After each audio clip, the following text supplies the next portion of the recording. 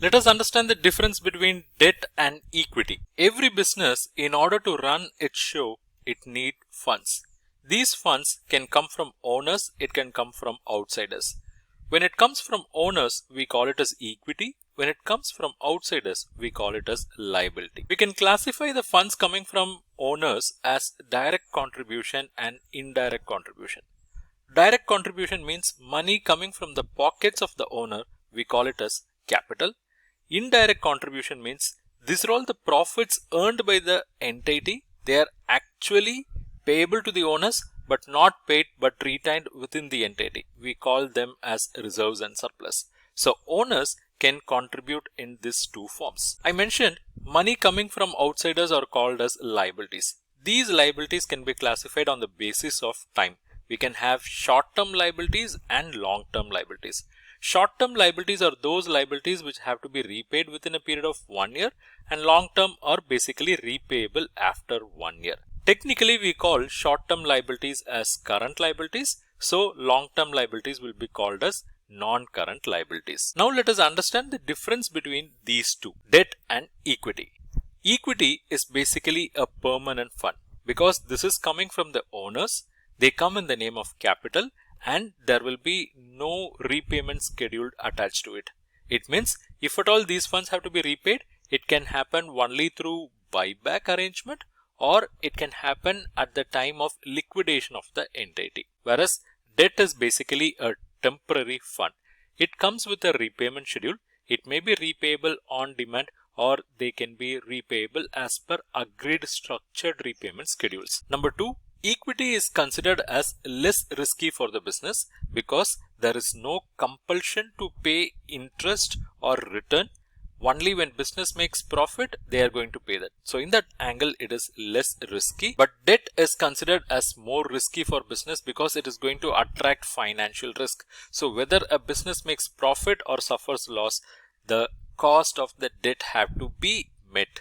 So in that angle, it is more risky. Now let us look at it from the investor's point of view.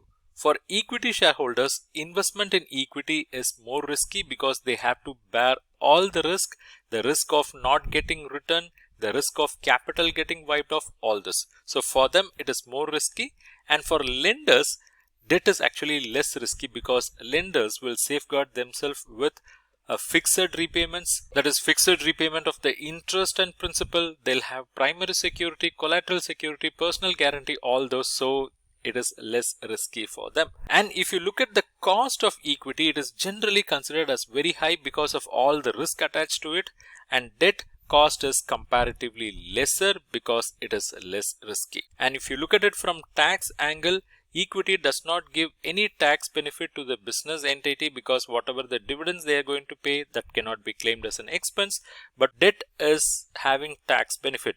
Whatever the interest they are going to pay, that will be considered as expense, that will reduce the profit and that will reduce the taxes as well. Bringing more equity into the business from new shareholders, new owners will actually result in dilution of the control. That is, existing owners' control will get reduced whenever new owners are coming in.